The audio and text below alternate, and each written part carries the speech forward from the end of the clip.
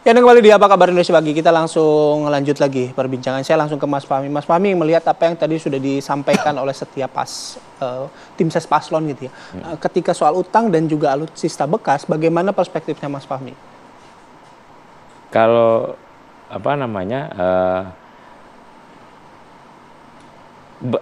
alutsista bekas itu kan ya seperti disampaikan tadi oleh Bang Daniel juga ya. Saya sepakat bahwa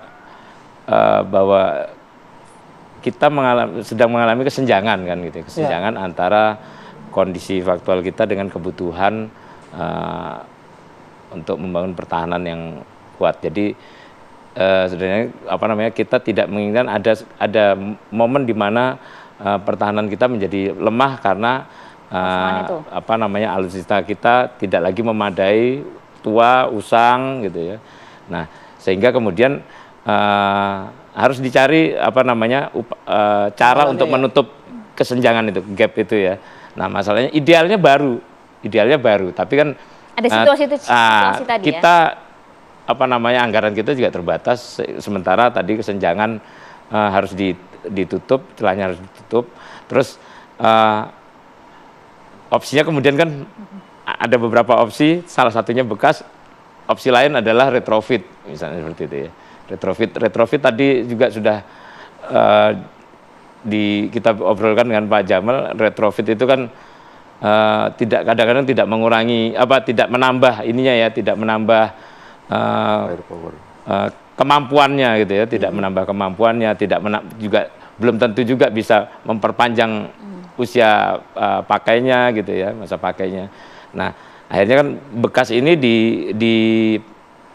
digunakan. Nah, masalahnya kenapa kemudian miras? Nah, miras ini kan mungkin ini saya tidak terlibat dalam proses negosiasinya, proses ininya ya.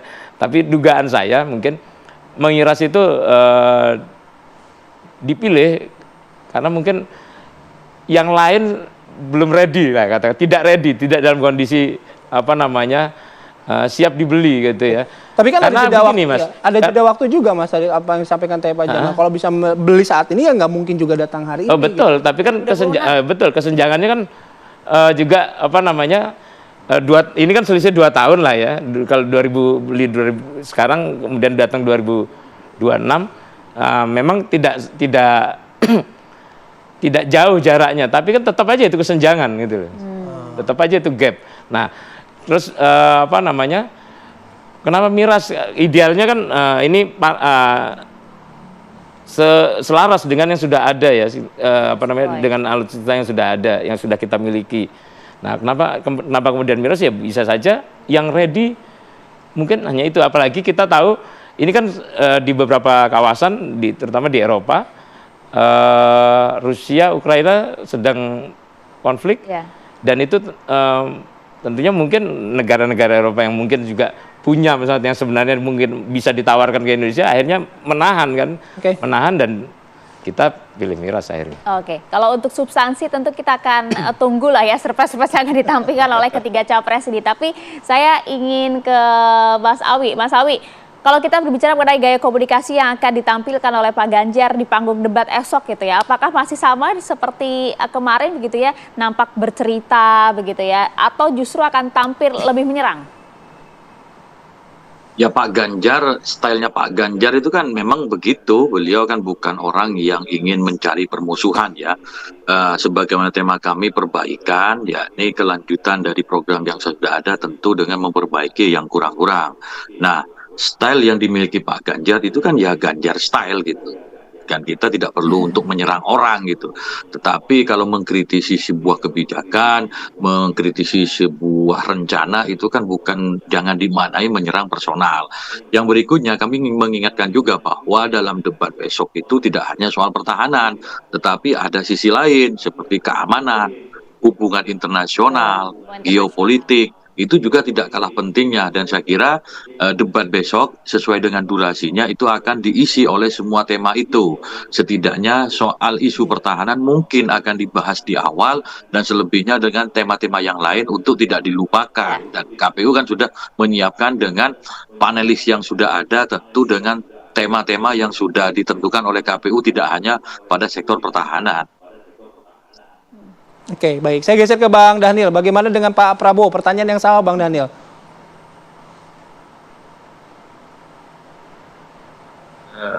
Pak Prabowo, beliau akan tetap menyampaikan ide dan gagasan besar terkait dengan pertahanan, kemudian hubungan internasional atau hubungan luar negeri, geopolitik dan geostrategis, termasuk terkait dengan keamanan. Jadi Pak Prabowo akan fokus sharing dan menyampaikan gagasan besar yang akan beliau lakukan atau kebijakan yang akan beliau lakukan pada saat nanti menjadi Presiden Republik Indonesia. Kemudian yang kedua tentu apa berbeda dengan capres lain, Pak Prabowo sudah memulai dan sudah melakukan. Nah tentu orang yang sudah bekerja itu adalah objek kritik dan itu kita pahami.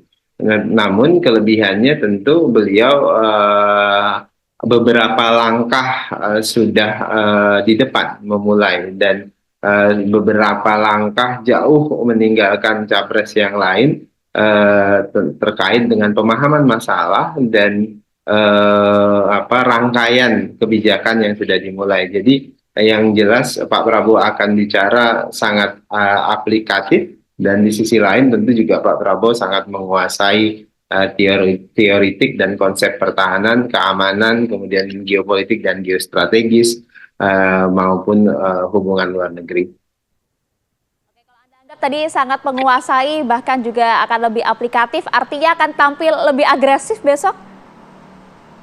Pak Prabowo akan tetap tampil seperti biasa. Yang seperti Anda lihat, beliau akan berdebat bila harus berdebat, kemudian akan menjelaskan apabila harus menjelaskan, akan bercanda apabila harus bercanda. Jadi proporsional, Mbak. Oke, baik. Terakhir Pak Jamal, gimana dengan Pak Anies? Kalau Pak Anies kan memang stylenya begitu ya, seorang teknokrat gitu. Tapi perlu diketahui Pak Anies ini sarjana politik loh ya. Jadi pemahaman tentang geopolitik beliau sangat paham banget. Dan yang lain, isu yang lain kan sudah ada pertahanan.